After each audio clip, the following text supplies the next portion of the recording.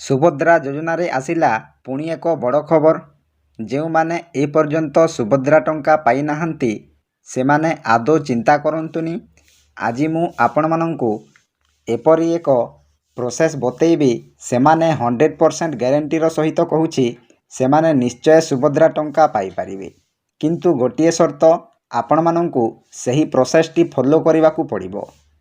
ତ ଆପଣମାନେ ସେହି ପ୍ରୋସେସ୍ ଗୁଡ଼ିକ ଫଲୋ କରନ୍ତୁ, ଭିଡ଼ିଓକୁ ଲାଷ୍ଟ ପର୍ଯ୍ୟନ୍ତ ଦେଖନ୍ତୁ, ନିଜେ ଜାଣନ୍ତୁ ଏବଂ ଅନ୍ୟମାନଙ୍କୁ ମଧ୍ୟ ସେହି ଭିଡ଼ିଓଟି ସେୟାର କରନ୍ତୁ। ସେମାନେ ମଧ୍ୟ ଦେଖିଲେ ଏହି ଭିଡ଼ିଓଟି ସୁଭଦ୍ରା ଟଙ୍କାର ବା ସେମାନଙ୍କର ଡକୁମେଣ୍ଟସ୍ ଯଦି କିଛି ଭୁଲ ଅଛି, ସେମାନେ ନିଜେ ଏହି ଭିଡ଼ିଓକୁ ଦେଖିଲେ ସେମାନଙ୍କର ଭୁଲ କ'ଣ ଅଛି ନିଜେ ଜାଣିପାରିବେ। ତ ଏହା ବିଶେଷ କରି ମୁଁ କହୁଛି ଗରିବ ଲୋକଙ୍କ ପାଇଁ ଏହି ଭିଡ଼ିଓଟି ଅପଲୋଡ଼ କରିଛି। ତ ସମସ୍ତେ ଏହି ଭିଡ଼ିଓକୁ ସ୍କିପ୍ ନକରି ଲାଷ୍ଟ ପର୍ଯ୍ୟନ୍ତ ଦେଖନ୍ତୁ।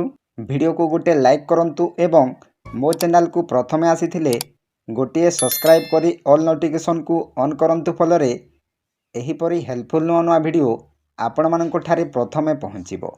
ତ ଦେଖନ୍ତୁ, ଆପଣମାନେ ଗୋଟିଏ ସବସ୍କ୍ରାଇବ୍ କରିବା ଦ୍ୱାରା ଆପଣମାନେ ସବୁକିଛି ନୂଆ ନୂଆ ଅପଡ଼େଟ୍ ପାଇପାରିବେ।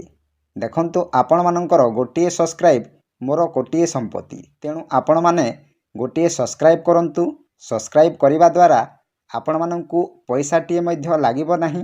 ତେଣୁ ଆପଣମାନେ ସବସ୍କ୍ରାଇବ୍ କରି ରଖନ୍ତୁ ଯେ ଏହି ସରକାରୀ ତଥା ବେସରକାରୀ ଯୋଜନା ଗୁଡ଼ିକର ନୂଆ ନୂଆ ଅପଡ଼େଟ୍ ଏବଂ କିପରି ଅନଲାଇନ୍ କରାଯାଏ ନିଜ ମୋବାଇଲ ସାହାଯ୍ୟରେ ଆପଣମାନେ ସେ ବିଷୟରେ ସବୁକିଛି ଡିଟେଲ୍ସ ଜାଣିପାରିବେ।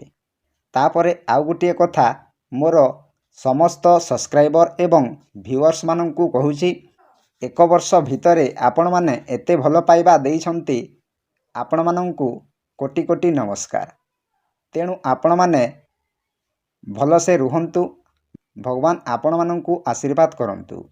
ଗୋଟିଏ ବର୍ଷ ହେବାକୁ ଆଉ କେତେ ମାସ ବାକି ଅଛି, କିନ୍ତୁ ଆପଣମାନେ ଏତେ ଭଲ ପାଇବା ଦେଇଛନ୍ତି, ମୋର 1Kରୁ ଅଧିକ ସବସ୍କ୍ରାଇବର ହୋଇଗଲେଣି। ତ ଆପଣମାନେ ଏମିତି ଭଲ ପାଇବା ସବୁଦିନ ଦେଉଥାନ୍ତୁ।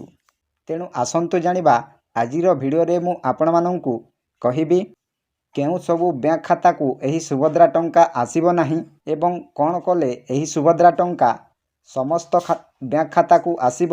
ସେହି ପ୍ରୋସେସ୍ଟି ଆପଣମାନଙ୍କୁ ସବୁକିଛି ଡିଟେଲ୍ସ କହିବି। କ'ଣ କଲେ ଏହି ସୁଭଦ୍ରା ଟଙ୍କା ଆପଣମାନେ ପାଇପାରିବେ।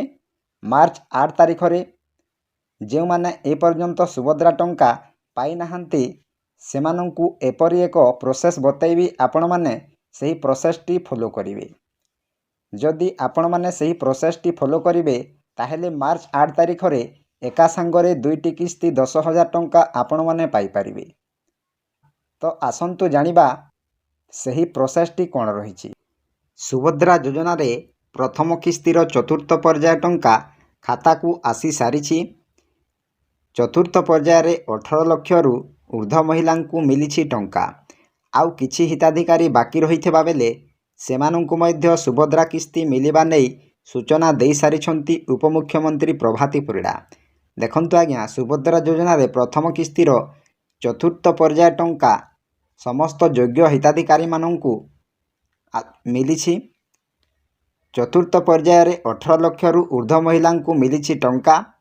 ତ ଯେଉଁମାନଙ୍କୁ ଏପର୍ଯ୍ୟନ୍ତ ଟଙ୍କା ମିଳିନାହିଁ ସେମାନେ ଆଦୌ ଚିନ୍ତା କରନ୍ତୁନି।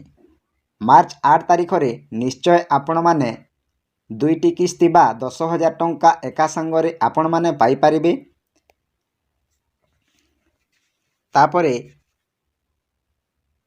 ଦ୍ୱିତୀୟ କିସ୍ତି ଆସିବା ପୂର୍ବରୁ ପ୍ରଥମ କିସ୍ତିର 5ମ ପର୍ଯ୍ୟାୟ ଟଙ୍କା ମିଳିପାରେ। ଏ ନେଇ ଇସାରା ଦେଇଥିଲେ ଉପମୁଖ୍ୟମନ୍ତ୍ରୀ ପ୍ରଭାତୀ ପରିଡ଼ା। ବର୍ତ୍ତମାନ ସୁଦ୍ଧା 98 ଲକ୍ଷ ମହିଳା ସୁଭଦ୍ରା ଟଙ୍କା ପାଇସାରିଥିବା ବେଳେ ଆଉ 2 ଲକ୍ଷ ମହିଳାଙ୍କ ଆକାଉଣ୍ଟକୁ ଯିବ ସୁଭଦ୍ରା ଟଙ୍କା। ଦେଖନ୍ତୁ ଆଜ୍ଞା, ଆପଣମାନେ ଆଦୌ ଚିନ୍ତା କରନ୍ତୁନି। ଆପଣମାନେ 5ମ ପର୍ଯ୍ୟାୟରେ ଟଙ୍କା ଆପଣମାନଙ୍କୁ ମିଳିପାରେ। ଏ ନେଇ ଇସାରା ଦେଇଥିଲେ ଉପମୁଖ୍ୟମନ୍ତ୍ରୀ ପ୍ରଭାତୀ ପରିଡ଼ା।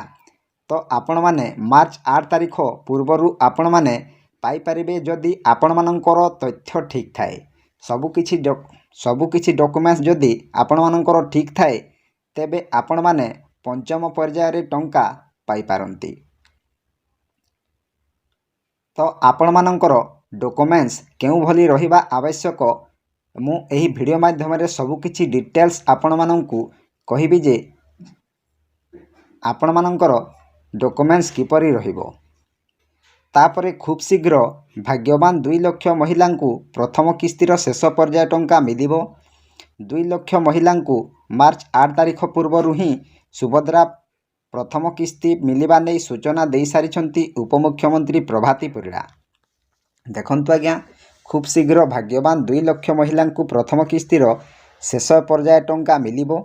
2 लाख महिलांकु मार्च 8 तारिख पूर्वरु ही सुभद्रा योजनार प्रथम किस्ती मिलिबा नै सूचना दे सारिछंती उपमुख्यमंत्री प्रभाती परिड़ा।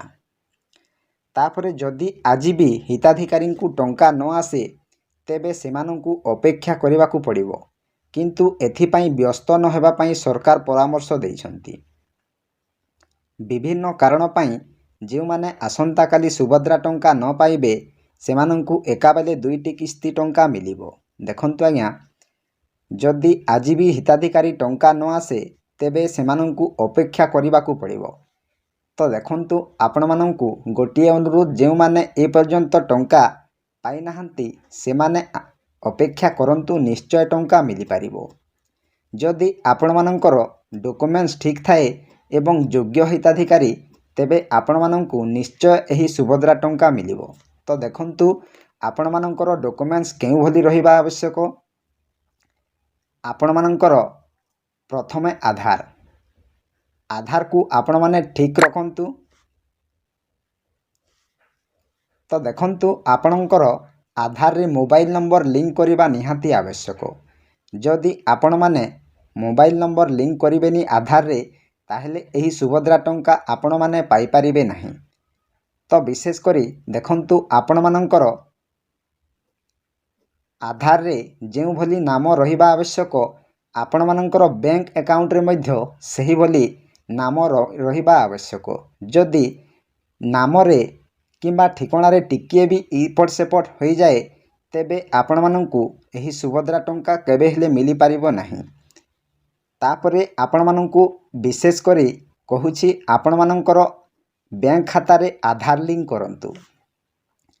आपण मानंकर बैंक खाता रे आधार लिंक जदि करिबेनी ताहेले एही सुभद्रा टंका आपण मानंकु केबे हेले मिली पारिबो नाही।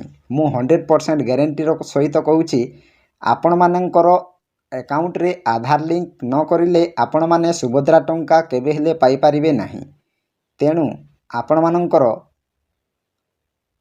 बैंक खाता रे आधार लिंक करंतु। निजर बैंक को जाई आपण मानंकर आधार लिंक करि नियंतु। तापरे आपण मानंकु आउ गुटिए मुख्य सूचना देउछि आपण मानंकर जेउ बैंक अछि जेउ बैंक रे आपण माने खाता खुलिछंती सही बैंक को जाई आपण मानंकर एनपीसीआई को एक्टिवेट करंतु। तो आपण माने प्रथमे जेउ बैंक रे खाता खुलिछंती सही बैंक को जाई आपण माने एनपीसीआई को एक्टिवेट करने को कहतु। जदि आपण मानंकर एनपीसीआई एक्टिवेट होई नाही बा डीबीटी लिंक होई नाही आपण मानंकर खाता को सुभद्रा टंका आसीबो नाही। जदि आपण मानंकर एनपीसीआई क्लियर थाए तेबे निश्चय एही सुभद्रा टंका पाई परिबे। तापरे आउ गुटिए कथा आपण मानंकु कहूछि जदि आपण माने सुभद्रा योजना रे आवेदन कला समय रे ओटीपी साहाय्य रे आपण माने आवेदन करिसंती किंबा बिना ओटीपी साहाय्य रे आपण माने आवेदन करिसंती एबे उपमुख्यमंत्री प्रभाती परिड़ा बड़ सूचना देइछंती जे आपण माने बायोमेट्रिक साहाय्य रे केवाईसी करिनियंतु। देखंतु आपणकर सुभद्रा योजना रे बायोमेट्रिक साहाय्य रे ई केवाईसी कराई नियंतु। जदि आपण माने बायोमेट्रिक साहाय्य रे ई केवाईसी करिवेनी ताहेले मध्य सुभद्रा टंका पाई परिबे नाही।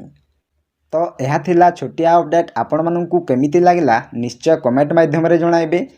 जदि आपण मानंकर मनरे कोनोसी प्रश्न अछि ताहेले कमेंट रे कमेंट करंतु मु निश्चय रिप्लाई देबी।